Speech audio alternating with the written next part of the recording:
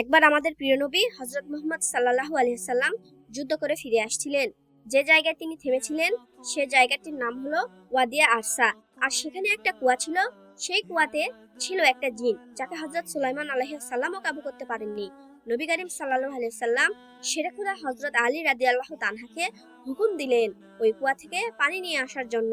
শেরে খুদা যখন কুয়ার কাছাকাছি গেলেন, তখন সেই কুয়া থেকে একটি জিন এসে হুঙ্কার দিতে থাকলো। এটা দেখে শেরে খোদা হযরত আলী রাদিয়াল্লাহু তাআলা তার জুলফিকার তলোয়ার দিয়ে ওই জিনটাকে দু টুকরো করে দিল। এরপর তিনি পানির পাত্র কুয়ার ভিতর ফেললেন এবং জিনগুলো ওই পাত্রটি আটকে দিলেন। শেরে খোদা তখন সাহাবীদেরকে বললেন, আমি কোমরে দড়ি বেঁধে কুয়ার ভিতরে নামছি, তোমরা আমার দড়িটাকে ধরে রেখো।